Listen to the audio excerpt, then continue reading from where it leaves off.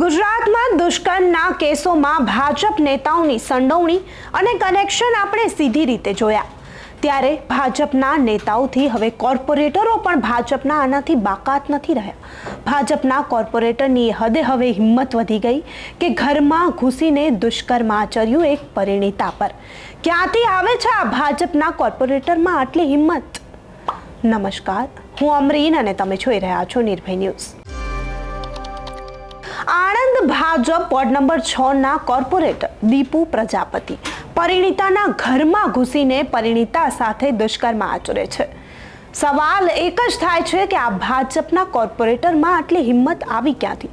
શું ભાજપના નેતાઓ ઉપર જે પહેલા કેસ થઈ ચૂક્યા છે દુષ્કર્મના અને એમના ઉપર અત્યાર સુધી કોઈ પણ એક્શન લેવામાં નથી આવ્યો, તે લોકો જેલના પાછળ સરિયા નથી ગણી રહ્યા, એટલા માટે આ કોર્પોરેટરમાં હિંમત આવી? શું આ કોર્પોરેટરે વિચાર્યું હશે કે આગળ પણ અનેક ભાજપના નેતાઓ દુષ્કર્મ કરી ચૂક્યા છે, કોઈ સજા આ નેતાઓને આપવામાં નથી આવી, એટલે હું પણ કરી લઉં, હું પણ બચી જઈશ? શું આ કોર્પોરેટરે આ વિચાર્યું હશે? આ પણ એક મોટો સવાલ થઈ રહ્યો છે। આમ તો ભાજપના કોર્પોરેટરને અત્યારે ભાજપમાંથી સસ્પેન્ડ કરી દેવામાં આવ્યા છે, પરંતુ કેસ પણ દાખલ કરી દેવામાં આવ્યો છે, પરંતુ સવાલ એ થઈ રહ્યો છે કે શું આના પર કાયદેસરની કડક કાર્યવાહી કરવામાં આવશે ખરી?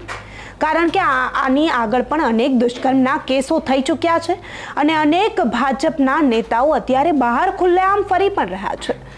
આખી ઘટના શું હતી એ પણ સમજીએ કે ભાજપના કોર્પોરેટરે કઈ રીતે દુષ્કર્મ આચર્યું। પરિણીતા પોતાના ઘરે એકલી હતી, બહાર દરવાજા પર ઊભી હતી, ત્યારે ભાજપના કોર્પોરેટરે પરિણીતાને જોઈ તેણે ઈશારો કર્યો કે મને ફોન કરે। પરિણીતાએ ફોન ના કર્યો। કોર્પોરેટરે સામેથી પરિણીતાને ફોન કર્યો અને કહ્યું કે હું તારા ઘરે આવું છું માત્ર 5-10 મિનિટ માટે।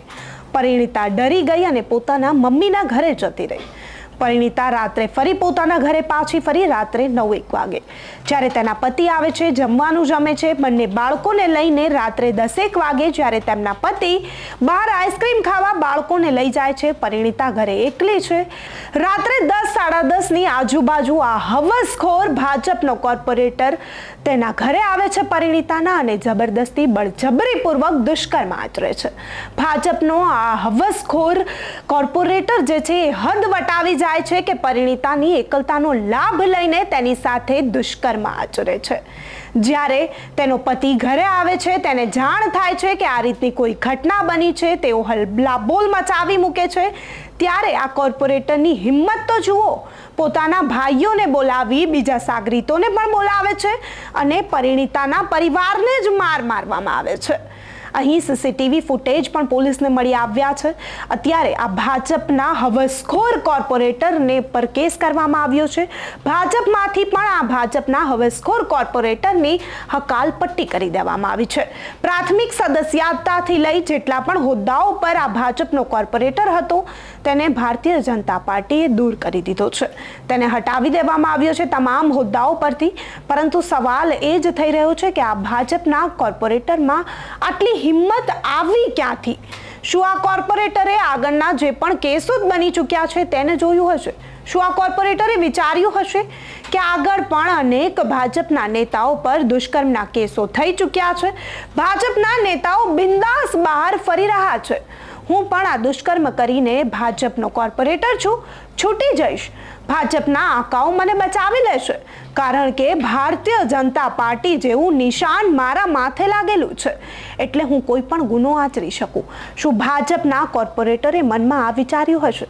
સવાલ એ જ થાય છે, નાના હોદ્દા પર છે, કોર્પોરેટર છે એટલે તેને દૂર કરી દેવામાં આવ્યો, પરંતુ આપણે અનેક એવા કિસ્સાઓ જોયા જેમાં ભાજપના મોટા અને કદાવર નેતાઓ પર પણ દુષ્કર્મના કેસો સાથે સંડોવણી, દુષ્કર્મના કેસોમાં કનેક્શન, કોકના આરોપીઓના માથે હાથ મૂકતા જોવા મળ્યા, જેના પણ જો તમારી ભારતીય જનતા પાર્ટીમાં સારી ઓળખાણ હોય, તમારા સારી વગ જો તમે ધરાવતા હો, તો તમે કોઈ પણ ગુનો કરી શકો છો, તે છાપ આ કોર્પોરેટરમાં પણ જોવા મળી। આ કોર્પોરેટરે પણ એમ જ વિચાર્યું હશે કે હું ભારતીય જનતા પાર્ટીનો કોર્પોરેટર છું, તો કોઈક મોટા આકા મારા માથે હાથ મૂકશે અને હું બચી જઈશ। સવાલ અહીં ઘણા ઊભા થાય છે। ભારતીય જનતા પાર્ટીના નેતાઓ દિવસે ને દિવસે બેફામ બની રહ્યા છે। તમારા ઉપર ભારતીય જનતા પાર્ટીનું નિશાન લાગે એટલે તમે કોઈ પણ ગુનો કરી શકો, તમે કંઈ પણ કરી શકો તેવું ભારતીય જનતા પાર્ટીમાં પ્રાથમિક સદસ્યતા મેળવ્યા પછી જો કોઈ પણ હોદ્દો મળી જાય એટલે એ વ્યક્તિના મનમાં વિચાર આવતો હોય છે। ગુજરાતમાં અનેક દુષ્કર્મની ઘટનાઓ બને છે। આપણી સરકાર જે ભારતીય જનતા પાર્ટીની ગુજરાતમાં છે, જો તેના જ નેતાઓ આવા દુષ્કર્મની ઘટનાઓ સાથે સંડોવણી અને કનેક્શન ધરાવતા હશે તો ગુજરાતની દીકરીઓ સુરક્ષિત ક્યાં છે તે સવાલ થતો રહેશે। શું ફરીથી ગુજરાતની દીકરીઓને ઘરમાં બેસી રહેવું પડશે? સવાલ એ પણ છે કે દીકરીઓ તો હવે ઘરમાં બેસીને પણ સુરક્ષિત નથી, કારણ કે આવા હવસખોર નેતાઓ, આવા હવસખોર કોર્પોરેટરો હવે તો ઘરમાં ઘૂસીને પણ દુષ્કર્મ કરવા લાગ્યા છે। દીકરીઓ સુરક્ષિત ક્યાં છે એ સવાલ થઈ રહ્યો છે। બહાર રોડ રસ્તાઓ પર સુરક્ષિત નથી, કોલેજમાં સુરક્ષિત નથી, બહાર જોબ કરવા જાય તો સુરક્ષિત નથી અને હવે તો દીકરીઓ ઘરમાં પણ સુરક્ષિત નથી। ગુજરાતની સરકારને સવાલ કરવા માંગીશ કે ગુજરાતની દીકરીઓ જેની માટે તમે કરોડોની યોજનાઓ બહાર પાડો છો તે દીકરીઓ આખરે સુરક્ષિત ક્યાં છે? તમારી સરકાર અને તમારા નેતાઓથી સુરક્ષિત છે ખરી? અત્યારે ભાજપના કોર્પોરેટર વિશે તમારું શું માનવું છે, જેની એ હદે હિંમત વધી ગઈ કે ઘરમાં ઘૂસીને પણ આ દુષ્કર્મ આચરવા લાગ્યો? તમારું શું માનવું છે અમને કમેન્ટ કરી ચોક્કસથી જણાવજો તથા અમારી ચેનલ નિર્ભય ન્યૂઝને લાઇક, શેર અને સબસ્ક્રાઇબ કરવાનું ભૂલશો નહીં। આભાર।